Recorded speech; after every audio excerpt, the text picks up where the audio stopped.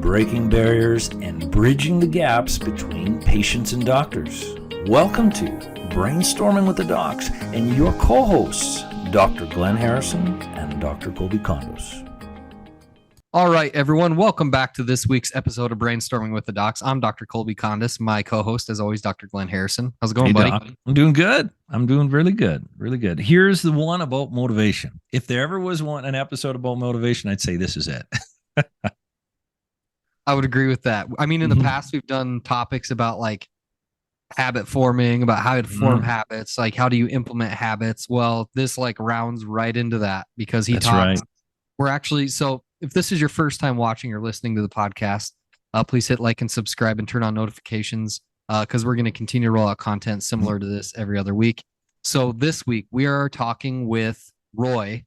One of Dr. Glenn's associates. Boy Roy. Yeah. Our boy Roy, or your boy Roy. Your boy Roy. Who's a gym owner. And it's interesting because we're going to get a different perspective as far as what he's doing in his gym. Yeah. What drives people into his gym and how culture and fit and the importance of like your motivating factors and how important and how much they drive you.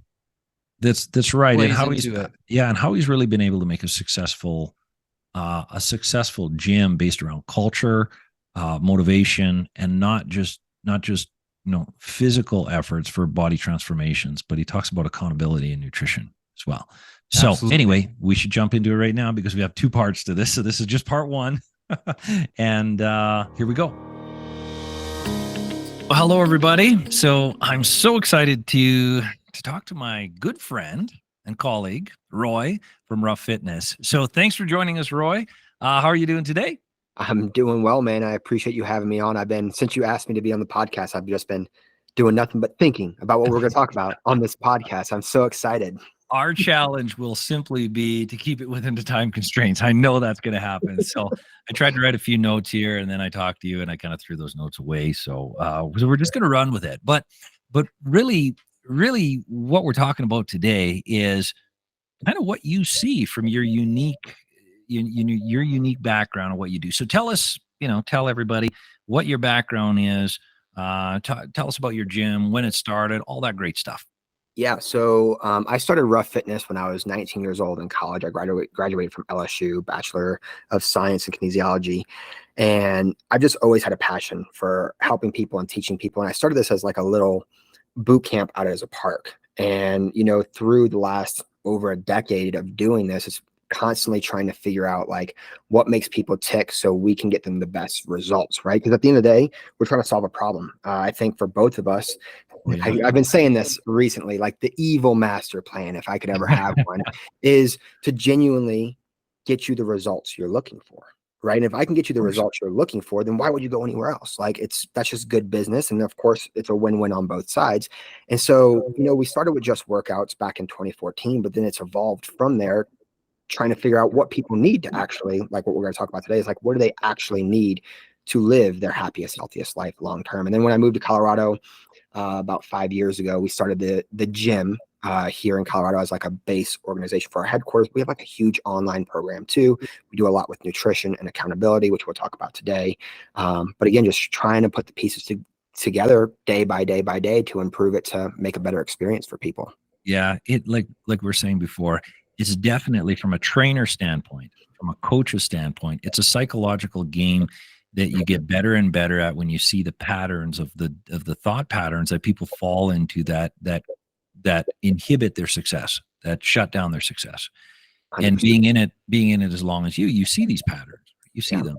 Well, and I think it's hard too, like with the fitness industry, and you see it, the fitness industry as a whole is simply just built on, like, we could talk about the purple wonderland, Planet Fitness. Like, they don't even care if you even go to the gym. Right. And so it's just like they only care about the money. And that's just unfortunately the world we live in. And then we even see it with like personal trainers and gyms. Like they don't want to actually teach you and educate you because they want you to keep paying them so they can just say, just do these things. And it's like there's this whole other world where like you can actually learn how to do the things and what works for you. So you have that long-term success. It's just an unfortunate truth of the world that we live in. But that's where I respect you so much and what you do is like we just want to be different than what the typical gym or doctor does so we can actually help people.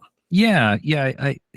Long time ago, I heard this line when I was starting my career, and it really resonated with me. It was like, what if you were sitting across the table from your mom, from your loved one, from your a family member, and they needed XYZ help that you could offer them? Which How would you deliver that? Mhm. And if you're delivering it in a way that this is the absolute best, this is what I do with my family, well, then you're on the right page, right? Anything else, you're probably off the path, right? So 100%. ultimately, we want our loved ones, we want our family, we want them as healthy as possible, have the best experience, have the best value, and be able to get to their goal. That's what we want. So today, I don't even know where to start with this, but maybe let's start. Let's start here. What is when you see somebody coming in, Mhm. I bet you know this already. You're already able to understand their mindset. Right? You're Mhm. already able to get a feel for their mindset, where they are. Are they going to be more successful? Are they going to be less successful? Are they going to struggle? What do you see from the individual's mindset that is going to make them do the best in Mhm. in their activity pursuit, their physical activity pursuit? Yeah. So I guess there's a two-part to this, and I'll answer both of them. The first one is the person who's coming in and is looking at a longer time frame, Okay. right? Somebody who's looking for their health 10, 20, 30, 40, 50 years from now and that game plan versus saying how quickly can I get in shape or lose weight or whatever the case is, because it changes how you approach it. And usually the idea is that the longer it takes, the more sustainable it is. That's Right. right. And when you try to Yeah. rush the process, or like, for example, losing weight, if the goal is to lose weight and there's a week where you don't lose weight and it tears you down and you start going to extremes, right? That's so And true. you start doing things that aren't the right things for you long term. So that's the first thing I think, is somebody just having that long term mindset is the first key. But the second piece, and this is something I've been trying to figure out for a long time, right? Because I do a lot of consults where I sit down with people, we figure out their goals and their why and what are they trying to accomplish, so I can make sure our program is a good fit for them. Same thing, vice versa. That relationship is super important. Mm. And I always try to like figure out like, oh, does this person have what it takes? And I'm going to be honest with you, I honestly haven't been able to figure it out. And if I could figure it out, our Mm. success rate would be a lot higher, because I would know exactly what to say and what to do to make sure that they are successful. But the question here, and to answer it, is, you know, I always think about life is going to throw you curveballs in ways that are unique to you. You say you want this desired outcome, and that goes with anything, even outside of fitness, right? And life is going to pretty much just say, do you really want this? Here's this problem or obstacle. And that's your test to prove, do I want this desired thing? So when we go to the example of weight loss, you have person A who has 20 pounds to lose and person B who has 20 pounds to lose, and they both get hit with the same obstacle. One person overcomes it while the other person says it's an excuse. What's the difference? Like, why does one person overcome it versus one person doesn't? Or in the same example, you have one person who tries the weight loss journey 100 times, but it's not to the 101st time that it actually clicks and sticks. What was the difference on the 101st try?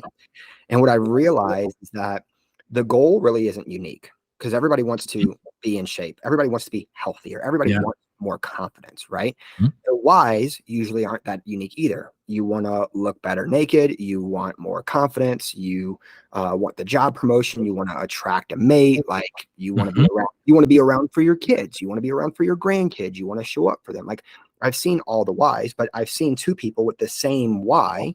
And again, one person falls off and one person doesn't. Does that mean that their kids aren't important to them? Absolutely not. Yeah. It's the why. And I think we're always looking for these meaningful whys, but it's not the matter of how meaningful the why is. Because I've seen the person who just looks in the mirror and says, oh, I want abs. And they change their life for forever, for almost nothing. Yeah. It's like they decide.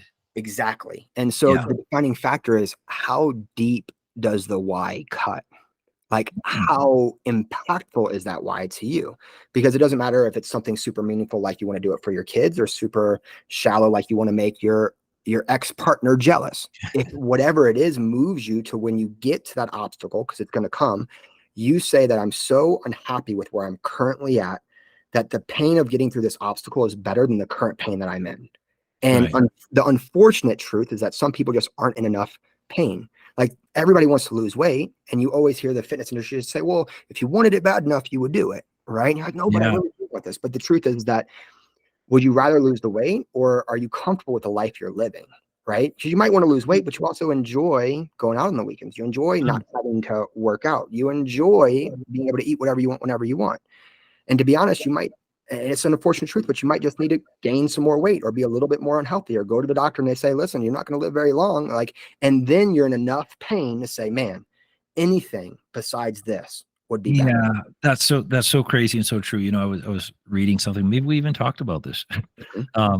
If someone a statistic, if someone has a heart attack, survives a heart attack, which not that many people survive from heart attacks, but the ones who do, if they survive, the risk of them having another heart attack is almost non-existent, because or risk of dying from another heart attack is almost non-existent. I think that's it, because there's such an impact, there's such a fear, there's such an uncomfortable situation that they are going to dig their heels in and do it. Yeah. Well, and that's where I think too, like I'm saying, like, that's why I feel like this podcast, like what you're doing, the social media stuff is so important, because I now see for saying the thing in the right way at the right time for somebody to hear it. And that is enough to say, oh my goodness, I need change. And that's hard to do, right? Because I can't change that thing. It's a thing that I don't have control of. I can give you workouts, I can give you nutrition, I can give you accountability, but if you don't have that thing inside of you. And so my goal is simply just to do things in a way that it lights that fire and you to want to do the thing. But at the end of the day, it comes down to the individual, right? And the individual has to be looking to see those voices, to hear those voices, to hear those inspirational quotes, to hear those inspirational anything. Yep. We have to be willing to we can only be inspired when we're pursuing inspiration, right? And without it, we just don't. Yeah. Well, that's all the time where I see it. Like, I tell this to my clients all the time. I was like, I can't want this for you more than you want it for yourself. Right.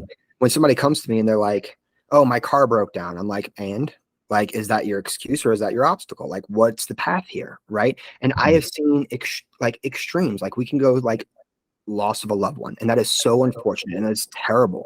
But I have seen people who have that and they're like, but I'm still important. I can't let this ruin me mentally and emotionally. And they stay on track and grieve through the process of staying on track versus letting them fall into depression, drinking, and all. Like, you see both paths, right? And it's simply just a choice you make. Like, how do you respond to these things? I'm not saying that you can't feel bad. I'm not saying you can't have a bad day. I'm not saying that you can't fall off. It's just, how do you respond? Is this an obstacle or an excuse at the end of the day? Yeah. That's so true. It's how do we manage these stressors? How do we manage these pressures that pull us off our path?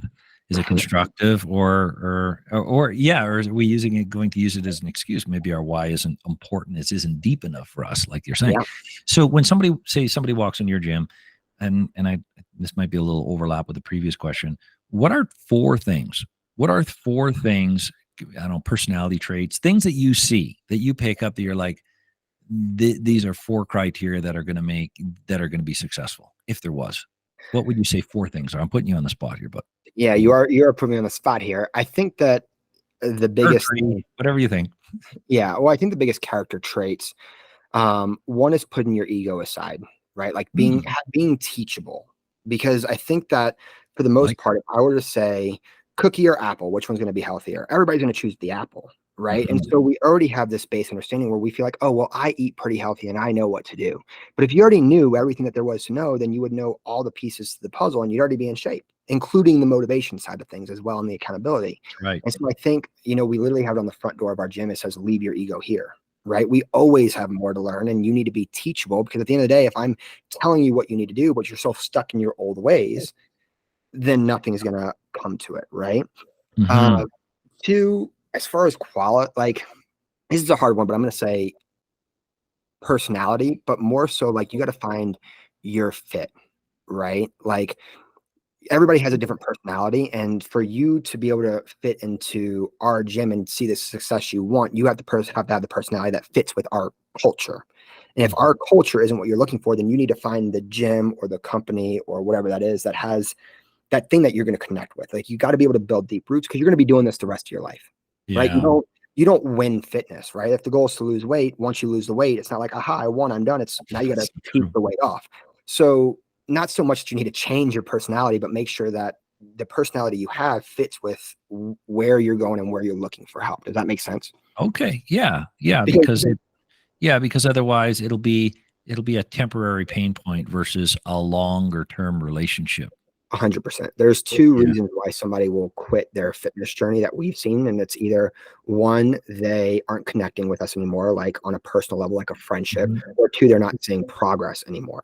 Right. Okay. Those are the two keys. So again, if you never connected with the community off the bat, or you never connected with the coach, then eventually you're going to be seeking that friendship, because you are who you surround yourself with, and you want to surround yourself with people that. And so I think that's just an important thing. I don't know if that quite answers the question, because you're not going to go change your personality, but that's important for your long-term success. Right. Yeah. And then it gets even, I think the waters even get muddier when we do something enough, when our behaviors change our identity in a negative or a favorable light. And that happens, probably that happens in your gym as well. Do you see people changing their perception of themselves, their self-identity? Do you see that? Yeah. I imagine because they change their physique. So they must change their belief system, that they identify themselves as a healthier person. Yep. I think it's the biggest thing is just the confidence, right? Like you see somebody who would hang their head low. They wouldn't talk to people. They were embarrassed to be in the gym and stuff. And then when they start connecting, that's again, that's why the personality and the community is so important, is that when they start talking to the other people and they realize that, hey, this gym, these people are just like me. That's why we do consults with everybody, is because I want to make sure that you're going to be a right fit, and same thing vice versa. Right. And so we hold our community to a very high standard, because we want somebody to walk in and feel comfortable. Right. And they start talking to people, they start realizing they're just like me. And then they start surrounding themselves with other people who want to succeed and that match their personalities. And it's like, then it just becomes a part of your life. Like it's just expected. Like this is just what we do. We are just healthy. We go to the gym. That's right. That brings me to another question. And I learned this a little bit through you, and I never truly appreciated it. Now it's hitting home for me again. Repetition of something is why culture in a gym like yours is important for success of the members. Well, the reason, the plain and simple, we've all seen this, is if you hang around with 5 lazy people, you'll be the 6th. If you hang around with 5 fit people, you'll be the 6th. If you hang around with 5 broke people, you'll be the 6th. If you hang around with 5 rich people, you'll be the 6th, right? You are who you hang out with. Like as humans, we are like pack animals. Like you have never learned something or been successful on your own since birth. Whether you're like, oh, well, like for me, like I did the gym thing by myself, but I learned by watching what the other guys in the gym are doing, and I learned from them, right? Like, or you read a book, like somebody has taught you or helped you some way, shape, everything, right? And so us as creatures, we evolve and we become better by working together. And so you are who you surround yourself with. And that's why, again, the community is so important, right? Even if you say, I'm going to go to the gym and do this on my own, at some point, you're going to have to learn something new or have some accountability or have a teacher or a mentor. And so don't try to avoid it. It comes back to like leaving your ego at the door, right? A lot of people just don't want to ask for help. That's a simple thing. They just don't want to ask for help. So what is the criteria of someone that you would say would be a good fit walking specifically into the culture that you created in your gym? What would be some criteria? What would be some personality traits you'd be like, yeah, this is spot on, or like, no, I think this wouldn't be right for you? Yeah. I think a positive attitude more than anything. Right. I try to avoid the Debbie Downers, if you will. Yeah. It brings the culture down. And we usually don't have that. Like usually when somebody's coming in here, like you could tell that they're insecure, but they're excited about the process. Right. And they're excited about the opportunity of, you know, this dream outcome of like, man, I can be more confident. I can lose weight. These people understand where I'm coming from. Right. But we'll get in the consults and you'll see the people who aren't ready for change. Cause I'll ask them, I'm like, well, why do you want this? I don't know. I'm like, well, why do you want to start now? I don't know. I'm like, well, you know, what if you didn't do this? If you didn't start today, 5 years from now, like what would happen? And they're like, I guess I'd just be the same. And I'm okay with that. I'm like, that's cool. I don't really feel like you're ready to like embark on this journey because it is an intense journey, right? Like you're talking about changing your habits and what you're doing. You are very set into your comfort zone. And we're talking about getting you out of your comfort zone. How's that? Yeah. Roy, he's an interesting man because he's been in it long enough and he's really studied the art of motivation and not just cheering and all of that, but really what works. I think a couple pieces that I took from, you know, our first cut here is motivation. Everybody has their why they do what they do. With we're doing it for our kids or whatever our why is, and everybody has a why. Everybody cares about their health. Everybody wants this or wants that, but they only act on it if their why cuts deep. And I thought that was really, really, really interesting. So people really need to, when he's interviewing people to go to the gym, because he actually interviews them, he doesn't just take anybody that's walking in. He asks those questions, and as he said, if he asks them, well, why do you want to work out? And they don't have a clear answer of the why they're going into it, he knows that it's probably not going to be a good fit. Yeah, find somewhere else for them. So I think that was one of the big takeaways. And then the importance of culture. I mean, I learned a lot from him, and maybe I have to do that a little bit more in my life and my practice, because he built a culture around a certain philosophy, a certain level of motivation. And he never talked about it, but he has this phrase, these T-shirts that says, earn your cookie. And rather than you can't do this, you can't do that, you can't do this, it's putting things in perspective. You're probably going to eat a cookie, but how about you earn it first? Right. I thought it was interesting, even because it really shows how translatable all these skills are between even different professions. Mm-hmm. Right. We talk a lot about having, so you're like my accountability partner, right? On Fridays. I call you on Fridays. Like, it's interesting to see like something that we implemented in our personal life for personal development, like in other aspects other than physical fitness, how he's taken that and he's running with that in his gym.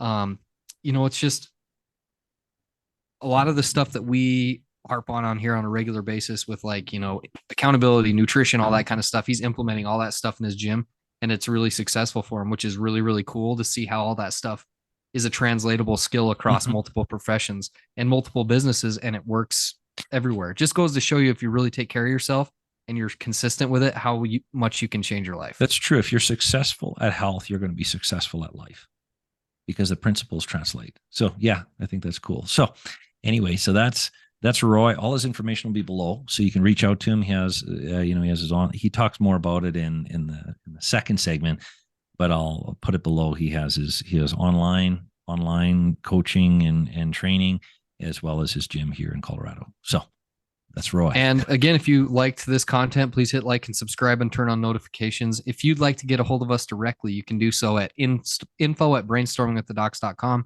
You can get on our websites, which are northlakeschiropractic.com or drgharrison.com. And stay tuned, because we are going to roll out episode number 2 with your boy Roy. Your boy Roy from Ruf Fitness. All right. I look forward to the next one. All right. Laters.